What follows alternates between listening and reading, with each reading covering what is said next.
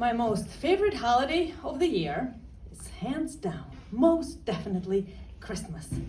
Jingle bells from every corner, spirit of holidays, and Santa and Christmas tree and presents, and everybody's happy and jolly. Except I'm Jewish. We don't do Christmas.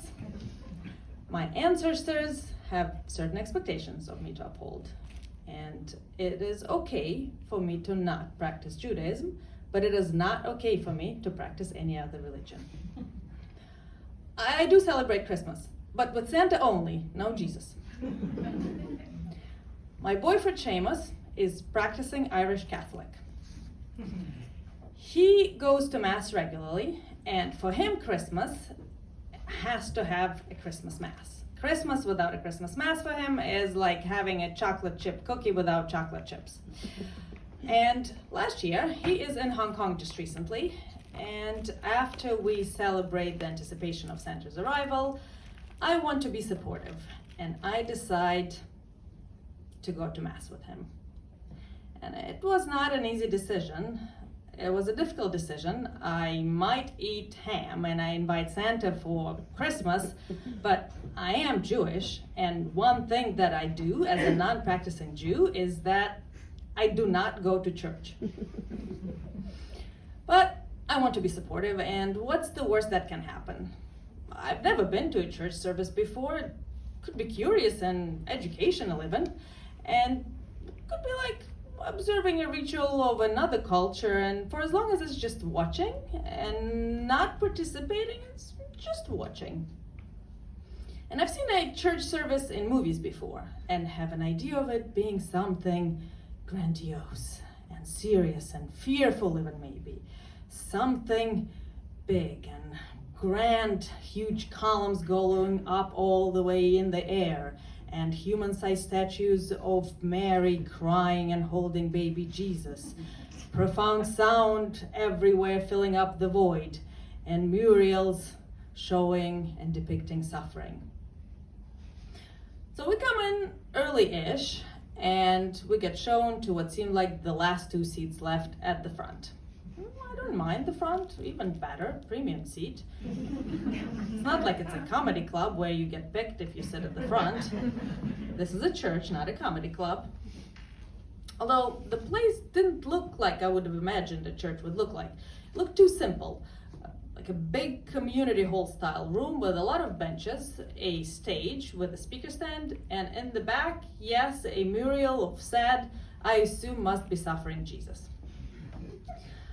I look around and the place is packed. People now standing in the back, including the foyer. All locals. I don't see any other Westerners. Definitely don't see any other Jews. Except for Jesus on the mural.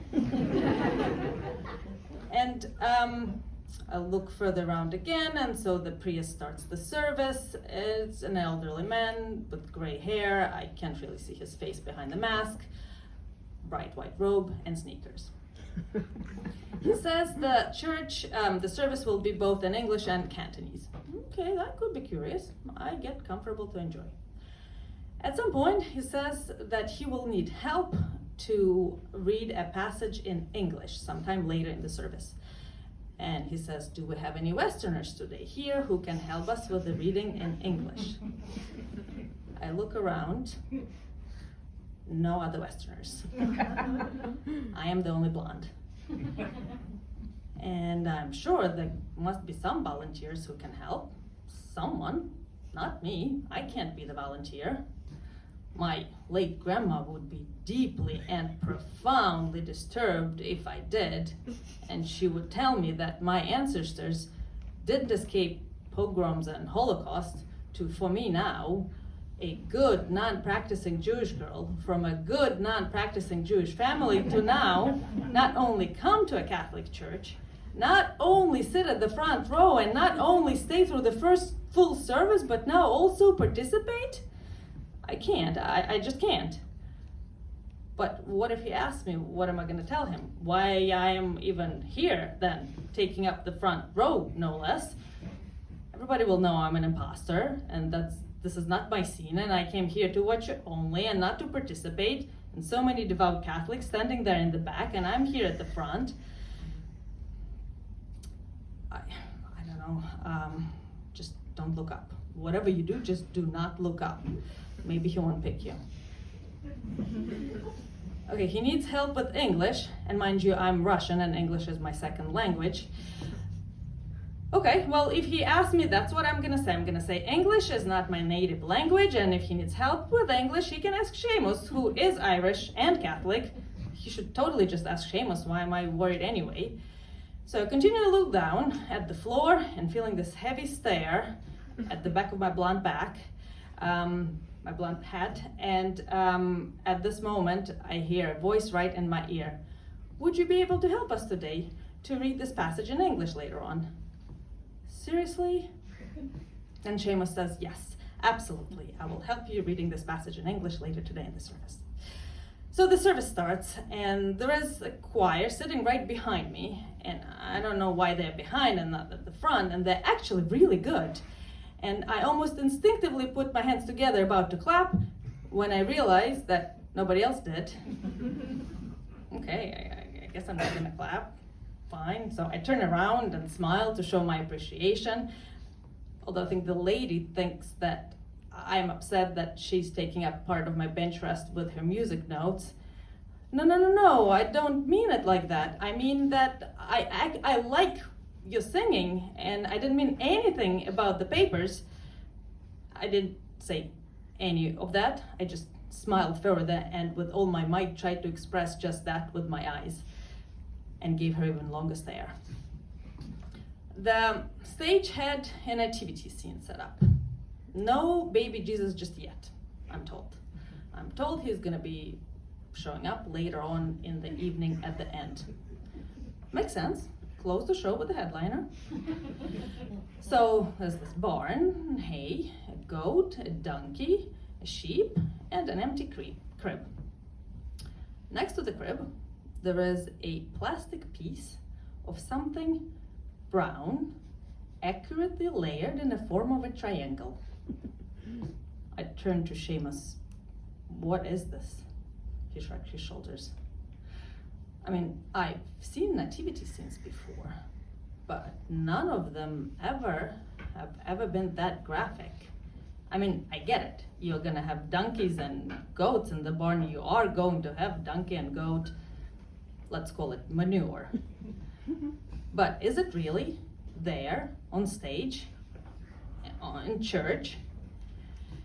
So at this point, the priest comes to the scene, to the barn, bends over, takes this plastic brown specimen in his hand, puts it up in the air, and says, "What is this?" Well, yeah, I'm curious too. What is this? And then he goes, "This is bullshit." In 2 words, bullshit. Not one, bullshit. Huh? How can this possibly be bullshit? There is a donkey, a goat, and a sheep. There are no bulls, not even a cow. Unless, of course, a miracle. So I sit there completely bewildered. What's going on? And he continues on explaining himself in Cantonese. Canto, canto, canto, bullshit. Canto, bullshit. Then he turns to Seamus and says, "Could you please help us with this reading today in English?" Like, wait a second, what about explaining in English? I want to know about this bullshit. So Seamus goes on stage and he reads a passage about being humble and keeping humility no matter what adversities you are faced in life with. He comes back down. The priest comes back, takes back the plastic brown specimen, shows it up in the air again, and says, "Christ was born into humble beginnings. He was born in a barn into bullshit, and remained humble throughout his whole life. And he kept humility no matter what adversities he was faced with throughout his entire life." I look at Seamus in disbelief. Is this common to show bull manure during Christmas Mass. First time ever. I suppose first time for both of us. Thank you.